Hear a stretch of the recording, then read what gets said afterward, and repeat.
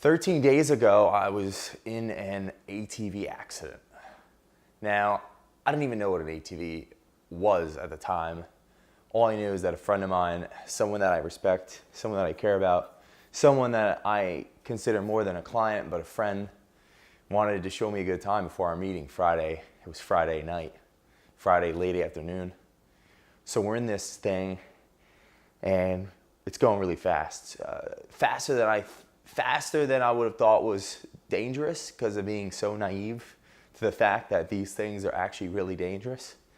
And I mean, I even had the naivete, the gall to videotape this endeavor of us speeding around the back acres of some friend of a friend's house, going 30, 40 miles an hour, who knows, in uncharted terrain that my friend had only maybe 40 or 50 hours of experience driving in.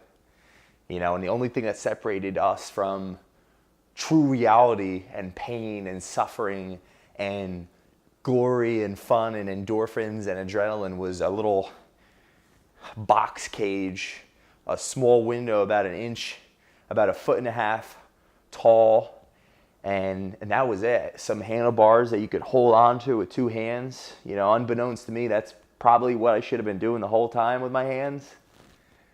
And that was it. That was all that separated us from adrenaline and fun and harsh reality of what could happen when you're putting yourself into stupid scenarios. About 30 minutes into it, I'm never going to forget this moment because this moment has now completely shifted my life one way.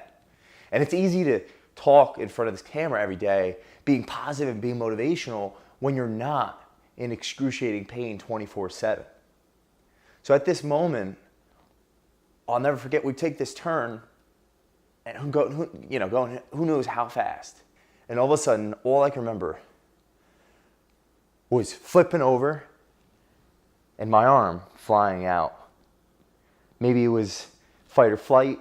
Maybe it was an instinct to want to push away to things. There's no thinking that happens when you're in a moment like this. This is why, reflecting back on the experiences that I've had, the books that I've read, the people that I've mentored with, that cerebellum, fight or flight, that instinct, that mastery, that, police officer trains, Marine trains, so they just shoot the gun, they don't even think about it. That's what keeps us alive or kills us. And when we are in unknown territories and we are untrained, that same fight or flight response can completely destroy us, because the most logical thing that I should have done, the best thing that could have happened, which I should have been trained on, was to hold on to those bars in the middle of the roll cage right in front of me and not unconsciously protect myself by flailing around like a rag doll.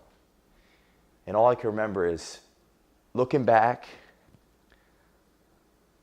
on my arm under this machine of 1,000+ pounds of weight and thinking, this is not good. Right? What are all the things that could flash through your head when something extremely traumatic happens? I'm going to die. I'm going to lose my arm. I'm not going to get to that Vegas trip that I'm supposed to be on 2 days from now. All I remember was thinking, that's not good. What prepared me for that day was all this. And was a refined this. Because I didn't freak out. I don't meditate. And it's something that it's been on my bucket list, my list of things to do for quite some time, like a long time. Like the last 2 years, almost every other conversation I have is with someone pushing me to be like, hey, do you meditate? Because I think it'd be good for you. So it's pretty obvious that is a next step for my personal development, is to meditate. And yet I knew enough about it to know that breathing deeply in controlled repetition is the foundation of it. And for almost an hour, prior to somehow rolling out under that ATV and getting to the hospital with no medication and an arm that looked like Gollum or some kind of orc that had lost a battle. Yeah, that is a Lord of the Rings, like, drop it, Lord of the Rings in here. I am nerdy. With an arm that's twisted up and mangled from who knows what just happened to it. The only thing that got me through that excruciating, bone-shattering pain was understanding that my mind and my body are two separate things, or at least forming that agreement. And that day, 13 days ago, I learned a valuable lesson. See, it's one thing to read about it in the books, that your mind and your body are two different things. Your mind can control your body, right? What the mind believes and conceives, the mind can achieve. We hear these fluffy quotes all the time. Like, the biggest takeaway I think I'd want for anyone watching this right now as I tell this story, because there's 1,000 things we could talk about, right? It's the 13th day of my experience through this, and it's the first time I can get up and really talk about it without just crying, feeling bad for myself, right? And I'm supposed to be the motivator. What I learned that day was it is true. When you strengthen your mind, your body's at your mind's will. And I got to that hospital. I even filmed a video. You can check it out on my page. I was filming a video that I was making a joke out of. I was staying positive the whole time. And the whole time, my arm looked like it was done, and it felt worse. See, I knew when I woke up, it wasn't like I was asleep a long time, but it was like almost like you black out for a half a minute, and you look up, and your arm's under this machine, and my buddy's trying to jump off and pull me out, out from under it. I knew if I freak out, that's it. There is nothing productive, proactive, that will complement my future that has already now completely shifted off his tracks if I freak out. So,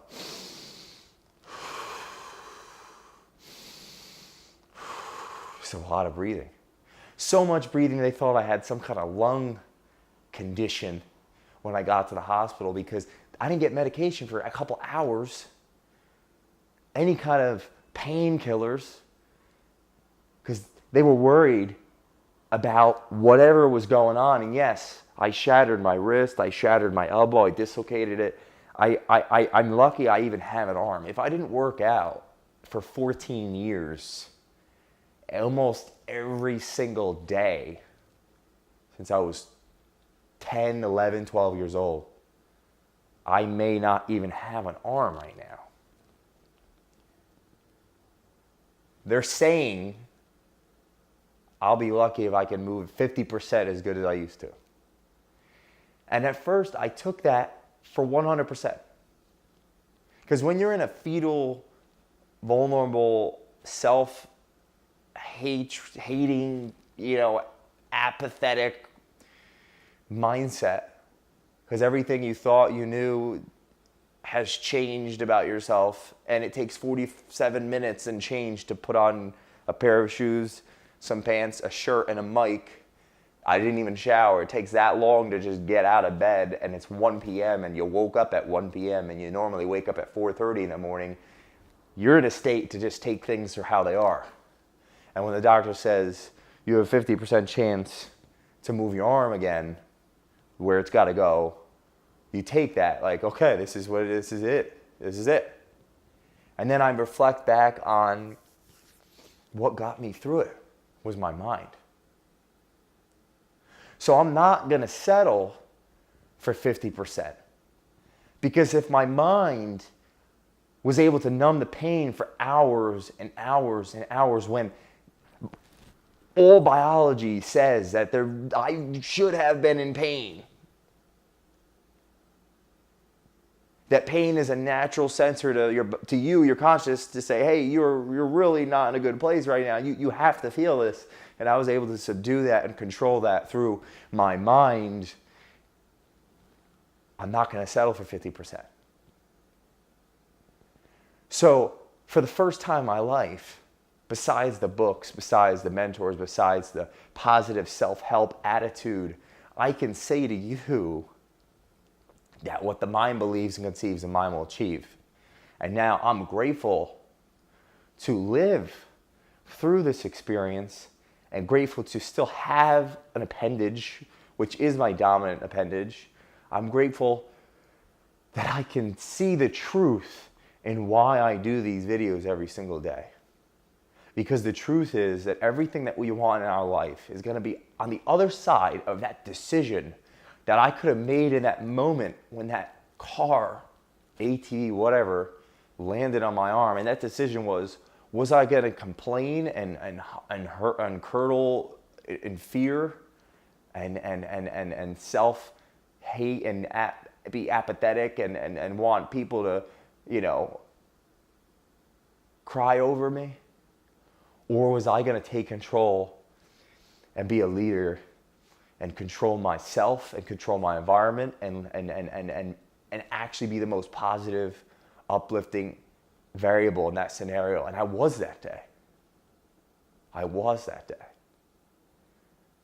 And that's a metaphor for our life. Because every day, we even make a decision. We wake up in the morning to be grateful for what we've got today and moving forward, or be miserable and regretful over what happened yesterday. So remember, the power that you have over your life is your mind. 13 days ago, my life definitely changed forever, because I'm now from a state of beingness on another level of consciousness. Whether my arm heals or not, I don't even care, because I don't need it to do what I love, which is give value to others. It brings me back to Helen Keller's only regret, which was that she wasn't able to actually speak clearly. And what had happened to her young, which was being blind and deaf, was the best thing that ever happened to her, according to her, because she could truly see what life was about and truly appreciate what life was about and give that true inspiration to others. However, she did regret not being able to speak.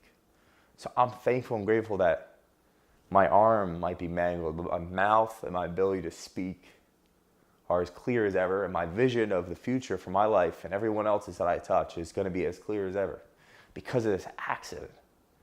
And I will not be bitter, and I will only get better.